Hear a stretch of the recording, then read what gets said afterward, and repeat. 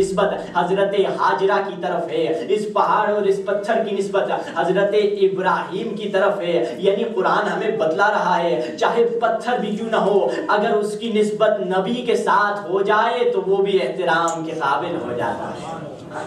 چاہے وہ پتھر بھی کیوں نہ ہو، اس پتھر کی بھی تمہیں رسپیکٹ کرنی ہے. اچھا مالک چلیے ہم اس کی رسپیکٹ کر لیں گے. اور کیا ہے، یعنی خداوند متعال ہمیں بتلانے چاہ رہا ہے کہ پتھر بھی کوئی ایسا پتھر نہیں ہے، معمولی پتھر نہیں، ہر پتھر کو تم احترام رکھنے لگو، بلکہ وہ پتھر جس کی نسبت ہو چکی ہے. اچھا مالک اور کن کی رسپیکٹ کرنی ہے؟ وَالْبُدْنَ جَعَلْنَا لَكُمْ شَعَائِرَ اللَّهِ. خداوند متعال کہہ رہا ہے کہ ہم نے کیا کر دیا، بکرے کو بھی تمہارے لیے شاعر بنا دیا. بکرا بھی ایک اللہ کی دی ہوئی نشانی ہے. خداوند متعال سے کہیں مالک یہ بکرا، ہم ہر بکرے کا احترام رکھیں، بکرے کا بھی احترام رکھیں، جانور کا. ہاں خدا کہہ رہا ہے ہاں جانور کو بھی احترام رکھو، اور اس کا احترام واجب ہے، بلکہ واجب ہے، کوئی معمولی نہیں. مالک کیوں اس کا احترام رکھیں؟ کیونکہ یہ بکرا جو ہے میرے پیارے نبی ابراہیم اور اسماعیل سے منسوب ہو چکا ہے، اسی لیے اس بکرے کا احترام رکھو. یعنی ہر بکرے کا احترام رکھنا ضروری نہیں ہے، کیونکہ ہر بکرا کوئی عام خاص بکرا نہیں ہوتا.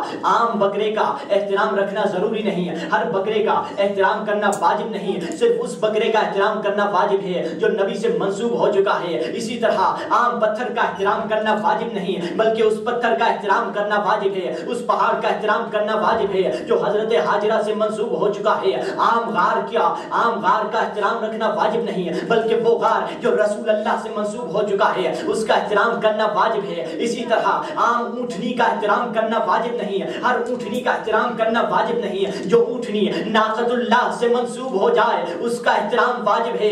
اسی طرح ہر گھوڑے کا احترام واجب نہیں ہے، مگر اگر کوئی گھوڑا حضرت امام حسین سے منسوب ہو جائے تو پھر اس گھوڑے کی تعظیم واجب ہو جاتی ہے. اگر کوئی گھوڑا حضرت امام حسین کے گھوڑے ذوالجناح سے منسوب ہو جائے تو پھر اس کی تعظیم واجب ہو جاتی ہے. ایک سلوات بھیجیے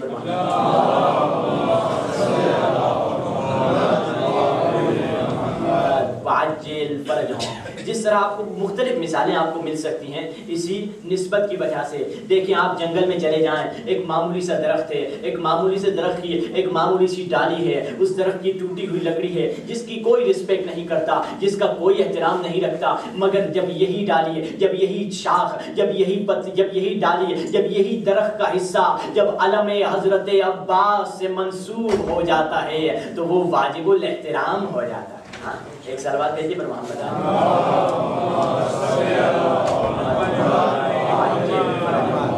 جیسا کہ تاریخ میں لکھا ہے کسی دن ابو حنیفہ حضرت امام جعفر صادق علیہ السلام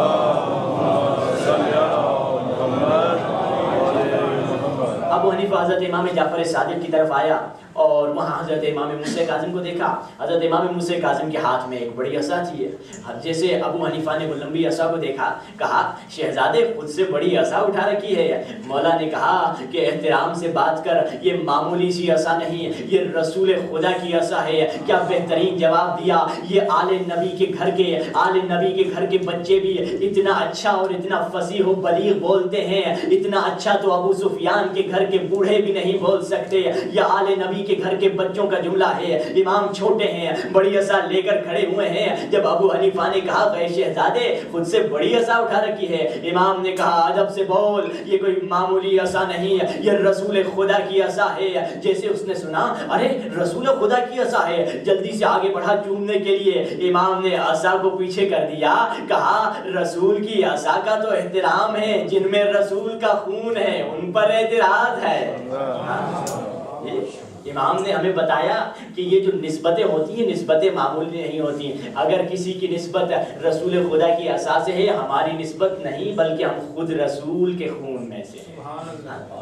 یہ عظمت ائمہ اطہار کی. اب آئیے خداوند متعال نے کہا کہ حج جو ہے جس میں صفا اور مروہ کا ذکر ہوا، جس میں بکرے کا ذکر ہوا، اب اس حج میں کیا کرتے ہیں؟ خداوند متعال کہہ رہا ہے ہدی للعالمین. یہ حج میں جو بھی مناسک کرتے ہیں یہ پورے مناسک ہدایت ہیں عالمین کے لیے. اچھا مالک یہ ہدایت ہے عالمین کے لیے، کیسے ہدایت ہے؟ کیا حج بولتا ہے؟ کیا حج لکھتا ہے؟ نہیں، حج کے پاس تو زبان نہیں، حج بولتا نہیں، بلکہ حج میں جو کام کرتے ہیں وہ سارے کام ہمارے لیے ہدایت ہیں. اب آئیے دیکھیں حج میں ہم کیا کرتے ہیں. حج میں مختلف کام انجام دیے جاتے ہیں، مختلف مناسک ہوتے ہیں. ہیں. پہلی بات کیا کرتے ہیں؟ سب سے پہلے تو حج میں جا کے شیطانوں کو پتھر مارتے ہیں. اور وہ بھی کتنے شیطان ہیں؟ 3 شیطان ہیں. شیطان ہمیشہ ہوتے ہی 3 ہیں، کیونکہ دیکھیے پانی، اگر پانی کیا ہے؟ پانی ایک طاہر ہے. پانی کو طہور کہا جاتا ہے، یعنی خود بھی طاہر ہے اور دوسروں کو بھی طاہر کر لیتا ہے. اور یہ طہارت دینے والی چیز کب نجس ہوتی ہے؟ وہ بھی 3 چیزوں سے خراب ہو جاتی ہے، یا اس کی بدبو بدل جائے، یا اس کا رنگ بدل جائے، یا اس کا پانی بدل جائے. یہ شرعی مسئلہ ہے کہ پانی جیسے طہارت دینے والی چیز کو بھی، طہارت دینے والے مائع کو بھی، طہارت دینے والی چیز کو بھی 3 چیزیں نجس کر دیتی ہیں. ہاں ادھر بھی ہم 3 چیزوں کو پتھر لگاتے ہیں. ٹھیک ہے، ہم نے 3 چیزوں کو پتھر، 3 شیطانوں کو پتھر لگایا. اچھا مالک، شیطانوں کو پتھر لگانے کی وجہ کیا ہے؟ ہر سال ہم جائیں، خدا کی طرف سے آواز آئے گی. اس کے پیچھے ایک فلسفہ ہے. خدا نے کوئی چیز بیکار نہیں کی کہ تم اس طرح کر لو. مالک اس کے پیچھے فلسفہ کیا ہے؟ تو خداوند متعال نے کہا کہ اس سے پیچھے فلسفہ یہ ہے کہ جب حضرت ابراہیم حضرت اسماعیل کو ذبح کرنے کے لیے لے گئے تو شیطان حضرت رسول خدا کی، حضرت اسماعیل کی، حضرت ابراہیم کی بیوی کے پاس آیا اور کہنے لگا، ارے حضرت ابراہیم، حضرت اسماعیل کی ماں کے پاس آیا اور کہنے لگا، ارے یہ کیا ہو رہا ہے؟ تمہارا جو شوہر ہے تمہارے بیٹے کو خامخواہ ذبح کر رہا ہے، جاؤ نکلو دیکھو کیا ہو رہا ہے. تو شیطان نے جب یہ کہا تو حضرت حاجرہ جو ہیں گھر سے باہر نکلی اور ایک پتھر اٹھایا اور شیطان کو مارا. عزیزان محترم، یہاں پتہ چل گیا کہ اگر کوئی نبی کے جانے کے بعد نبی کی بیوی کو باہر نکالے تو وہ شیطان ہوتا ہے.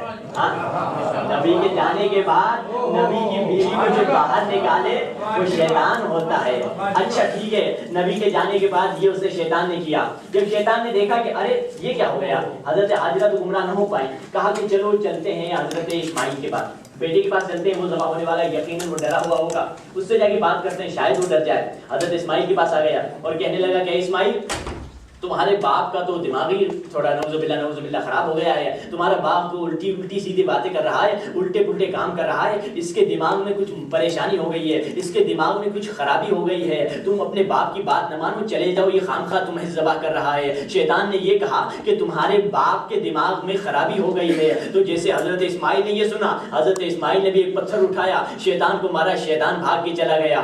یعنی اس سے یہ بھی پتہ چل گیا جو نبی کے دماغ پر حملہ کرے تو وہ بھی شیطان ہوا کرتا ہے.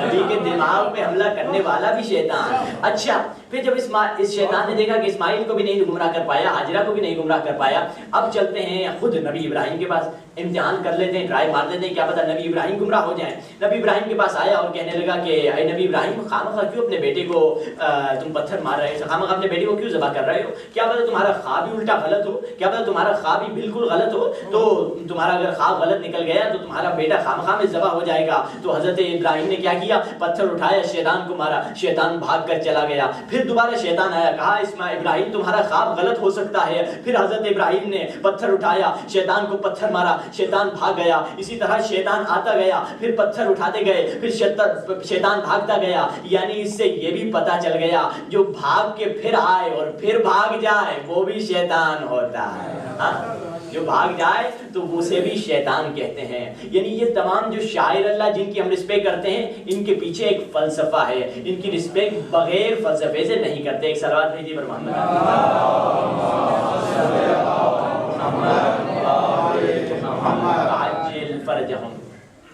تو اب دیکھیے ہم حجر اسود، ایک حجر اسود بھی ہے جس کی ہم رسپیکٹ کرتے ہیں کعبے میں جا کر. تو اس حجر اسود کی کیوں رسپیکٹ کرتے ہیں؟ حجر اسود کی رسپیکٹ کی وجہ کیا ہے؟ لوگوں نے پوچھا بھائی یہ پتھر تو دوسرے بھی پتھر ہمارے گھر میں ہیں، اس کی رسپیکٹ کریں؟ نہیں رسپیکٹ نہیں کرنے کی. وہ جو ڈائمنڈ ہے جو اینٹروپ میں زیادہ ملتے ہیں ان کی رسپیکٹ کریں؟ نہیں، ان کی بھی نہیں کرنی. سونا جو ہے ان کی رسپیکٹ کریں؟ نہیں، ان کی بھی رسپیکٹ نہیں کرنی. ارے کیوں؟ اس خاص پتھر کی رسپیکٹ کرنی ہے. کہاں؟ ہاں خاص پتھر کی رسپیکٹ کرنی ہے. کیا وجہ ہے؟ اس خاص پتھر کا صرف احترام اور تعظیم کیوں ہے؟ کیونکہ یہ معمولی پتھر نہیں. ارے معمولی کیوں نہیں؟ اس کی کیا خاصیت ہے؟ کیونکہ یہ پتھر جنت سے آیا ہے، یہ پتھر آسمانی پتھر ہے، یہ پتھر جنت سے آیا ہے. عجیب بات ہے عزیزو، اگر جنت سے آنے والے پتھر کو چوم لیں تو صحیح، تو جو جنت کے سردار ہیں ان کی زری کو چومیں تو بہتر.